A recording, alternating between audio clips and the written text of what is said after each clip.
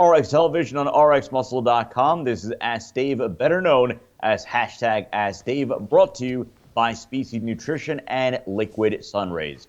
I'm your host of the Faruqi. This is your 30-minute question and answer show with Dave Palumbo. All your questions on diet, training, supplementation, IFBB pros, competitions, ongoings, life, whatever it is on your mind, it is all on the table as we now bring in Dave Palumbo. Dave, for I believe a third, or rather second straight week, is the third time you've had him on the show in the last month and a half. You just had Sean Ray on yesterday, I believe, and you talked about the meeting that took place between Kai Green and Dan Solomon at the AMI offices. That interview is live right now at rxmuscle.com if you want to tell the audience a little bit more about it. Yeah, probably the only person more opinionated in this industry than I am is Sean Ray. So we've been using him obviously since he has no affiliation with anyone else, and I thought he'd be a good guy to, being a former Olympian himself, I'd like to get wanted to get his insight on what he thought was probably going down in the AMI offices behind closed doors with Kai and Dan and whoever else on the executive side was there. And it seems like, I think him and I are both in agreement of the fact that, they want Kai on the Olympia stage.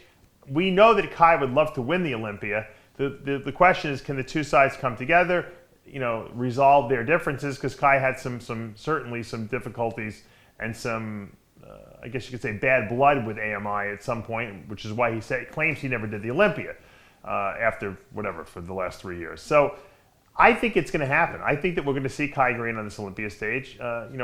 Is he going to win? I don't know. Sean Roden's got tremendous momentum now coming off that win. He's improving. Kai has been a little rusty, hasn't been on stage. Yeah, he's still got his size, but getting in contest shape and winning the Olympia are two separate things. It's hard sometimes to make a comeback after not being away from the stage for so long. So it'll be interesting to see if Kai does commit to the Olympia. And if he does, it'll certainly add a level of excitement that we haven't seen in a number of years. So again, that interview right now, it is termed Smack Talk with Sean Ray, with Sean and Dave. Episode number 2 right now at rxmuscle.com and the RX Muscle YouTube channel. Let's go to the questions. The first 2 questions from the Dave Palumbo Experience app. The first question, Dave, help me understand pre and probiotics. What's the difference and how or should we use both?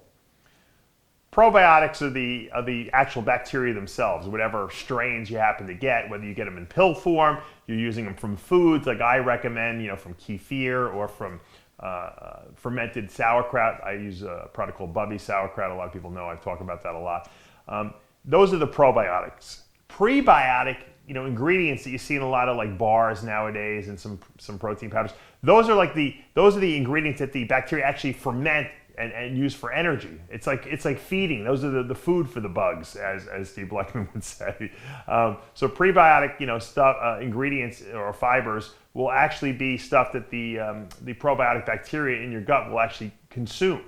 Soluble fiber is a known commodity, I guess you could say, a food item for these probiotics, and that's why they are healthy for the gut. The psyllium-based fiber, soluble fiber that we use in Fiberlize happen to be something that the gut bacteria can ferment and use for energy, and that is obviously going to help build the colony, so to speak. It's also going to tell the liver, because what happens is when these gut bacteria ferment these soluble fiber, they release short-chain fatty acids, which tell the liver, don't produce glucose, stop, slow down, which is great because we don't want a lot of glucose being produced in the liver, especially while we're dieting, because that means we need to release more insulin in the body. And insulin is a fat storage hormone, so we don't want excessive carbohydrate production in that liver occurring. So taking a fiber supplement actually tempers that and lowers that output by the liver. So that's why fiber helps you burn fat. It doesn't directly burn fat, it indirectly keeps glucose levels lower and insulin levels lower in the body.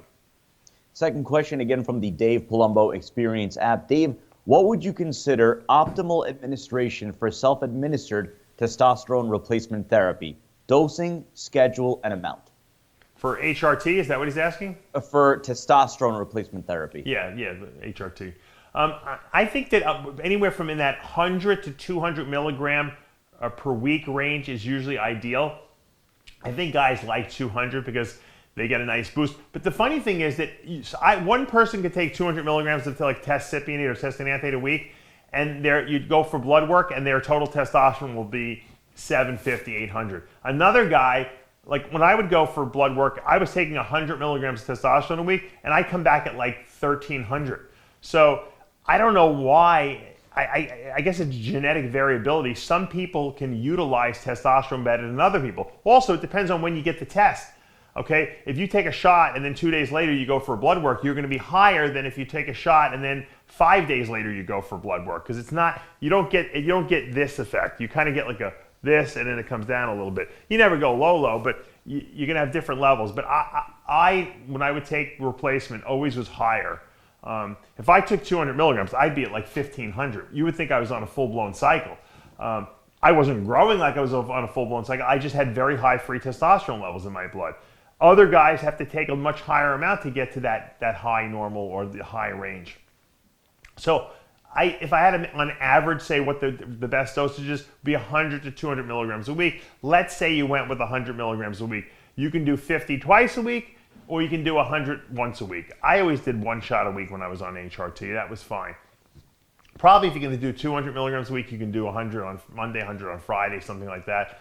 And just stay on it, if that's what you did. I was on HRT for many years. I was probably on it from 05 to, I might have been on it for like 8 years or something like that. I don't think I never went off it. I never took any HCG, and I felt great. And when I went off of it to try to get my wife pregnant, which I did twice, or 3 times I should say. One time we had a miscarriage, unfortunately. But it took no time at all to get my own production up. It took a little bit of time before I got good swimming sperm to get her pregnant. But I don't think you necessarily have to take HCG on your HRT, although people do it. And a lot of people do it because they just feel better. They have a better sex drive. They like their testicles to be like full and swollen. If that's what floats your boat, great. If that's the protocol that your HRT clinic, like I know TitanMedicalCenter.com, which is where we refer people on RX Muscle. I have a very good relationship with them. That's their protocol. Their protocol is the testosterone injection every week, HCG, and then some Arimidex to inhibit estrogen production. And that's fine. There's nothing wrong with that. It works fine, But I'm just saying I didn't know about that. I never used the HCG because it really wasn't that readily available at the time I was doing my HRT. But so it doesn't matter which way you do it. I find that, like I said, 100 to 200 milligrams is ideal. Let's go to our Instagram questions. Again, if you're not following us on Instagram, our handle is official_RX Muscle. A lot of good questions. We'll start with Dusty Bags. If using the Roid test kit from your website and the gear passes, how often would you check the same company's gear just to make sure they're not slipping in any fake stuff every now and then? I would, every time you buy another lot number, that's when I would test it. So let's say you buy stuff today, okay, and you test it and it all comes back good. And then all right, a year from now you got to buy more stuff. And you go and I would check the lots, the lots the same. If it's the same lot and the same expiration date, it's probably the same grouping. It's probably good. If you're buying it and it's different lots, like, all right, this is a newer lot, I would test that newer lot because you don't know. A lot of times these underground companies, the first couple batches are really good because they want to get customers, and then they kind of start to skimp a little bit, or they change the compounds around. They may put a cheaper compound in, like a test propionate instead of equipoise, or instead of tremble, something, whatever they might do. So you want to make sure you're getting what you're getting. The kits are cheap enough. If you go to DavePalumbo.com, you look at the prices. The kits are cheap enough, the testing kits, to warrant every time you buy the stuff to test it. Because, you're spending hundreds of dollars on gear. What's another $20 or $30 to test whether it's good? At least you have soundness of mind. Think about if you buy something and it's not real, or you're using nothing and you're wasting 16 weeks of your life, of your bodybuilding life, making no gains whatsoever, possibly getting ready for a show and looking terrible because you're not taking what you think you're taking. So always test the gear. I'm telling you, if you go to DavePalumbo.com, I have a video explaining how this stuff works. There's a chart on there telling you for whatever steroid you're testing, what vials you should buy. There's always 2 vials. The initial vial that tells you, yes, this is it, and then the confirmation vial that will absolutely definitively narrow down which compound it is, because some compounds have similar reactivities. The second vial always validates which one it is. So look on the DavePalumbo.com website. You'll see the chart. Find which compounds you need. When you get them and you buy them in the mail, when you test it, the testing chart is on there. You can look and see what the color changes are, and you'll know exactly what you have. It's really not rocket science. The exciting news that I kind of hinted at, I don't think I really released yet to too many people, is that there's going to be a growth hormone testing kit coming out very shortly. Bill Llewellyn and I have been discussing this, and so it's in existence now. It's just a matter of manufacturing these things and putting them together. And when they come out, that'll be available too. That's super exciting because no one's ever been able to test their GH up until now, and this is going to probably change, be a game changer. We have a couple of different people ask the same question. Denis Wolf, so I don't know if there's anything announced. I don't know if he said anything over his social media or if you've heard anything. Is there any confirmation to Denis Wolf being retired? I'd like to get him on the show and interview him and ask him. I've heard from people behind closed doors that might be the case.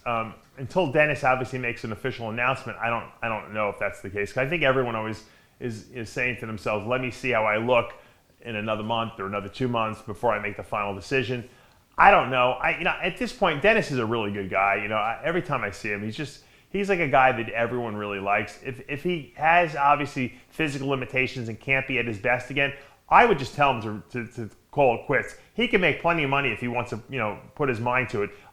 When you're that liked and that well known, you can do anything and people are going to buy stuff from you, or they're going to, participate in whether you're selling clothing or supplements. Dennis will probably be way more successful as a businessman in this industry if he's got the go get him kind of personality than he ever was as a bodybuilder, because think about it, you're only so limited by your physique. When you're competing, you can't do anything else. It's so all consuming. Plus, I'd love to see Dennis get out, with his good health and everything like that, and nothing wrong with him. And once again, he's a guy who could be around for another 20, 30 years in this industry making a very good living for himself. So I don't know. I don't have the answer yet. When we find out, obviously, hopefully we'll get him on the show and I'll be able to ask him personally. So every show we have questions as pertaining to whether we can get somebody on as a guest or when we'll get them on a guest. So we have 3 names. I want you to address each one. One, John Meadows, we have had on in the past. Big Ramy, and Paul Dillette. Big Ramy is a very tough interview. We got him at the Olympia Expo because I basically just charged him with the microphone, and he would never say no to my face. He's a guy that he's like an enigma. You just don't know where he is or what he's doing. He doesn't really respond to text messages or emails, and believe me, I've reached out to him. Now I heard a rumor that he's living now in Dubai. Well, I know he's living in Dubai now. He moved out of Kuwait into Dubai. We're going to be in Dubai, Sid and I, in December. You never know. We might just bump into him. Or, Ramy, if you're listening, which you probably are, we might just show up at your doorstep. So make sure you got your fishing rod ready, because we're going out fishing and I'm going to have the video camera rolling. So people are demanding it. John Meadows we've had on the show before, and he's always welcome to come on if he has something to talk about it. He's a great guest, obviously. And we might even get him on an Iron Debate if we have some nutrition ones coming up in the off season. Once the show season's over, we can do more science-based stuff, because there's really no shows to report on for a couple months, and I think that's important. And then the third person was, what was the other person? Paul Dillette. Oh, Paul Dillette. Paul runs this other organization, and I don't really, we don't cover that organization. I don't really want to get him on to talk about that organization. To me, it's not relevant. If he wanted to come on and talk about his career, I've had him on a lot. Probably about 5 years ago. He was on all the time. I was getting him on the radio all the time, and we talked about a lot of different controversial topics. So I don't mind he's a good guest, and once again, I wouldn't mind getting him on with Lee Priest, because Lee and him used to live together. A lot of people don't realize, and so that was, what an odd, couple that must have been walking down the street, right? Big tall Paul and then short Lee, and they were really good friends. So that might be a good interview to get him on one of these days. Let's go to David Golsh. Is there any link to having lactose issues and also having sugar issues? Blood sugar control issues, really not a different problem than lactose digestion issues. Lactose is digested by a hormone known as lactase, an enzyme known as lactase that's produced in your intestinal tract. The problem with the lactase enzyme is it's the only enzyme that's induced. Okay, if anyone's ever taken Bio 101, they love to talk about what's called the lac operon, which is the which is the gene that turns on lactase digestion production. So you don't just have lactase floating around in your bloodstream there or in your pancreas. It's got to be turned on, and the only way it gets turned on is if you consume lactose. Now, it seems to have there's usually not a problem turning it on when you're a kid. As we get older, we seem to lose the ability to produce lactase, that enzyme that digests lactose. And so no matter how much lactose you consume, you just don't produce enough lactase or any lactase. And what happens is because you can't digest this sugar, it sits in your gut and the bacteria in there ferment it. And fermentation, if you guys know anything, produces gas, okay? And that's where you get this disgusting smelling methane gas and diarrhea. And when you get diarrhea, you get malabsorption. So lactose in a lot of people causes malabsorption of all the protein they're eating because usually you're consuming this lactose with some kind of a whey protein source. And so it's just not good for assimilation of nutrients. So if you're using a cheap whey isolate or even whey concentrate or even an isolate that has some lactose in it and you're lactose intolerant, you're going to lose a lot of the protein you're eating. So here you are thinking you're saving all this money buying a cheaper protein, okay, and you're not even absorbing the protein. And that's why I tell people, if you're going to put a whey protein into your body, make sure you get the best whey isolate that money can buy, that you can possibly secure. And I'm only plugging myself because I produce the best quality whey isolate on the market, isolized. There's no one that has a higher yield than we do. And the higher the yield, the less lactose in there. Because I don't care what anyone says, there's no whey protein on the planet that is lactose free. You can't get all the lactose out of it. You can get it down to almost microscopic amounts like we do. I mean, we have 27.5 grams of protein per 32 gram serving size. Most of that extra stuff is just the flavoring system in there. So, but if you're using a product and you are very lactose sensitive because you don't digest it well, you're wasting your money and you're wasting your time. Plus, you're gonna stink everyone out of your household. So it's not worth it. Once again, you get what you pay for. Swaggy T1005, is there any correlation between training your abs and improved digestion? Artemis Dolgin stated he believes it helps digestion, and that's why the 90s era bodybuilders had great midsections and no GI issues. I don't know if that's the case. Training your abs and digestion. I will say one thing. Working the abdominal musculature definitely, massages those internal organs and keeps them pliable. A lot of times as we get older, we accumulate toxins in our organs and the organs get stiff. And when the organs get stiff, okay, they make your abdominal cavity feel stiff. And I know a lot of probiotics, you push on their stomach and it's just like a big rock in there. And that's the organs, just overworked, accumulating toxins, never being given a chance to detox themselves. And that leads to a loss of function in these organs. The intestinal tract, the small intestines, the colon, the pancreas, the liver, the gallbladder, the kidneys. So, training the abdominal musculature definitely milks those organs and can help them release toxins. The problem is that no one takes a fiber supplement that enables the body to absorb those. In other words, the fiber will grab those toxins and pull it out of the body. A lot of times the toxins get released into the intestinal tract and then the body just reabsorbs them again. So that's not good either. And that's why I created my 3-week detox and cleansing program that a lot of people use. I give it out for free. Just email me at huge285@AOL.com and I'll tell you exactly what the rules are. I'm not gonna go over it here. There's rules, you can't eat this, you can't eat that. You only eat between a certain number of hours during the day. You take a bunch of supplements and you'll clean your body out. And you should do that once a year. And that will help, believe me. I had a really, really solid, hard abdomen. I remember I went to this dawn yoga class and they were like, you have a lot of toxins. I'm like, and I didn't even want it sounded weird, but I was like, what, I think they're right, and I went through a lot of, cleanses and I stopped eating between certain hours and I started doing a lot of these intestinal breathing exercises I've talked about where you suck your stomach in, you push it out, and it just really, my abdomen's really soft now, but I still have muscle there. It's just the abdomen, the abdominal organs are much, much more pliable now. And I think that's good for longevity. It's good for, just for a general sense of, clean skin. Your body is not being overrun by, toxins and having to work super hard to get rid of them. And that's going to just lead to, better health down the road. Now, I know as bodybuilders, we eat so much food you got to give your intestinal organs a break at some point, and that's why the detox comes in handy. And what I've noticed is that when we come to the end of the year and people are kind of taking some off time, this is the time that most of the detoxes get done, and I send out the most of these. And I notice when I look on my website orders, I see the most kidney stuff and liver cleanse and all the different, the stuff that we sell for cleaning out the body. Most of it gets purchased toward the end of the year because everyone wants to try to get back to good health, which is a good idea. It's great to detox all year round, but let's face it, we have contest prep, we have this and that. At least at the end of the year, take care of business and do your house cleaning. Let's go to Mike, who lives. What is, again, another correlation question, seems to be the theme of the show, the correlation of cortisol and muscle growth. I think I have an adrenal fatigue problem, and when I get really stressed, I get the adrenaline release immediately every time. It kills my appetite and seems to affect my muscle growth. Your thoughts?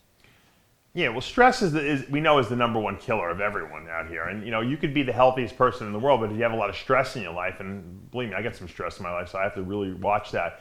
It will prematurely age you. Because let's face it, when your adrenal glands get stimulated, you release adrenaline, which raises blood sugar. You release cortisol, which breaks down muscle and raises blood sugar. And then what does your body have to do? It has to release insulin. Okay, so excessive stress can lead to high blood sugars because the pancreas is overwhelmed and can't produce enough insulin. And that's definitely a problem, that I think a lot of people, are having. They're noticing high fasting morning blood sugars because they're excessively stimulated. And then on top of that, they're taking stimulants, caffeine pills, drinking tons of coffee, energy drinks, energy shots. And this is telling the adrenal glands, produce more adrenaline, stress the body even more, release more cortisol, break down more muscle tissue, raise blood sugar. And every time you raise blood sugar, what do you got to do? You got to release more insulin. And the body can only produce so much insulin. What happens eventually is it can't produce enough insulin. Now you're running high blood sugars. Now all that blood sugar that's elevated, that shouldn't be elevated, is accumulating in your tissues, your eyes, your extremities, your kidney tubules. And you're damaging your body over the long run. So it's very important that you have good, tight blood sugar control. And one of the easiest ways to improve that is to stop overstressing your body. Try to get more sleep at night. Try not to do excessive stimulants. Yeah, if you want to have a cup of coffee or maybe even take an energy pill or some kind of a focus pill, once a day, that's okay. But if you're doing it all day long, you're just overstraining your body. You cannot make your body do more than it can do. It sends you signals of tiredness, or it sends you signals to go to sleep and rest because that's what it needs. You telling it, F you, I'm going to take an energy pill and override that is long-term going to do damage to you.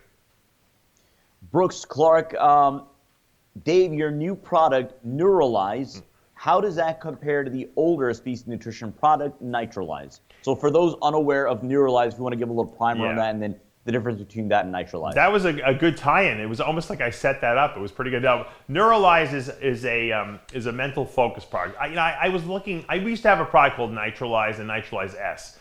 They were pre-workouts. One was stimulant-free. One was with a little bit of caffeine. And they sold, and it had a very loyal following. It was a very good tasting product. I liked it personally. I used the stimulant-free one. It was great. The problem is with supplements, unfortunately, and I've discussed this before, is that you have to sell a certain amount. We buy large volumes to get our pricing at a point where we can actually afford to sell it.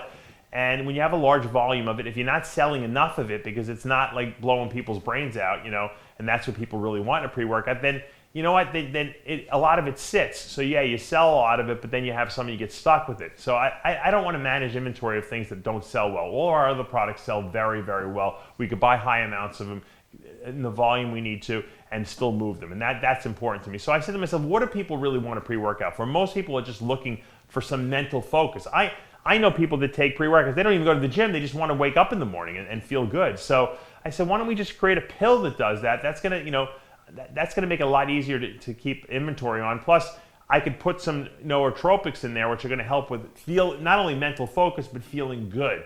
That's really a lot of us want. We just don't feel good. We wake up in the morning. We don't want to just be blasted out of our mind on like caffeine. We want to also actually have our brain chemistry balanced. I sell a product on DavePalumbo.com called Euphoria that people love because it relaxes them at night and it keeps their brain nice and even. Well, I wanted to be able to do the same thing, but keep people awake rather than make them fall asleep. So That's what Neuralize is, and we've been testing it. I've probably beta tested about 10 versions of it already, because I don't put out a product unless it's absolutely perfect. The last Secrets to Becoming a Diet Guru course, I gave all the people in the course the product, and at the end of the course I said, how'd you guys like it? And most of them said, I didn't, they were awake the whole time. No one fell asleep. Usually when you teach 10 hours, especially after lunch, people fall asleep.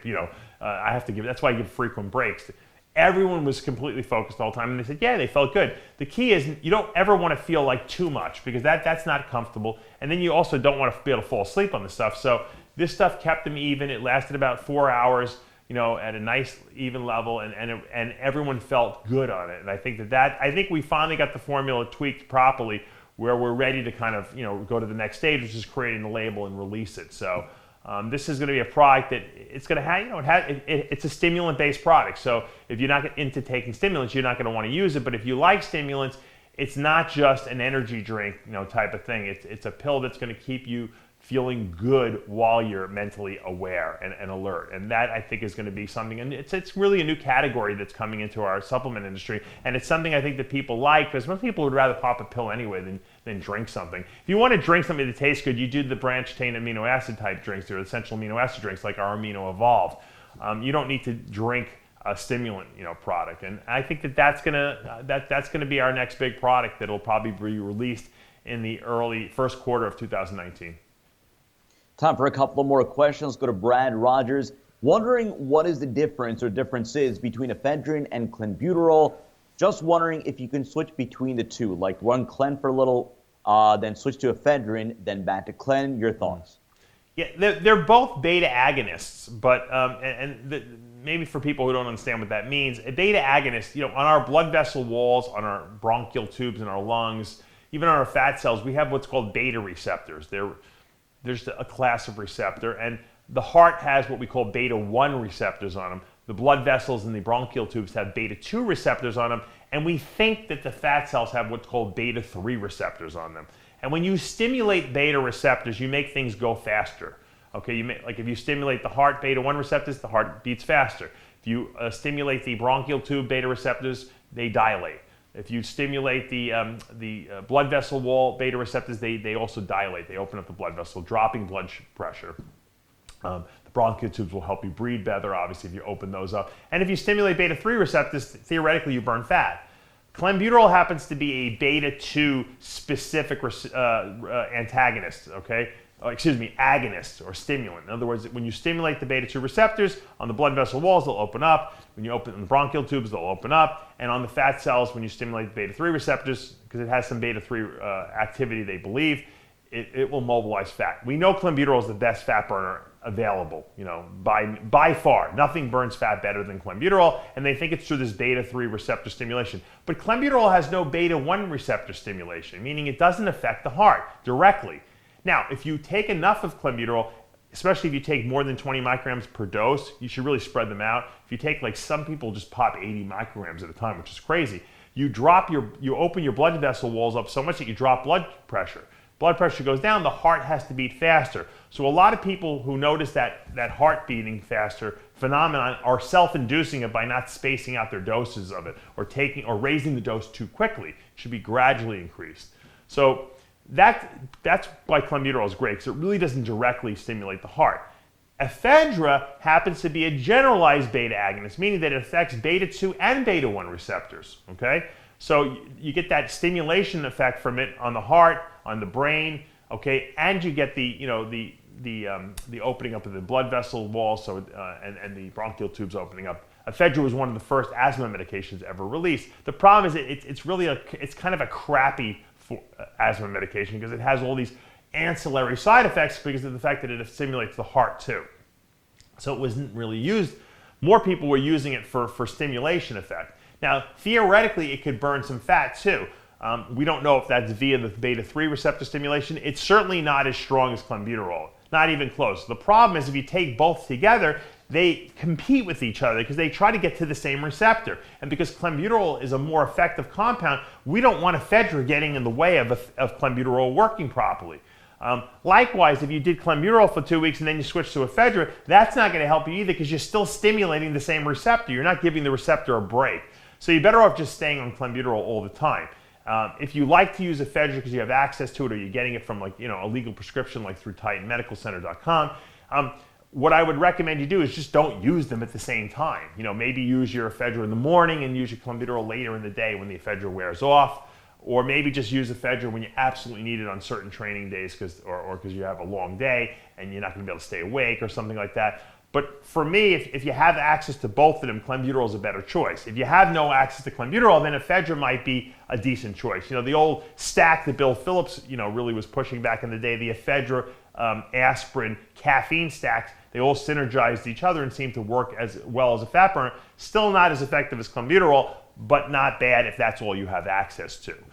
And that's how I recommend, and that's really the science of those two. And a lot of people don't realize and don't understand the science. There is science there, and if you think about it how I explained it to you, it makes sense, okay? If you're picking one or the other, clenbuterol is better to go with. Don't take them at the same time because they do interact and they will inhibit each other from working. And that's just pure science.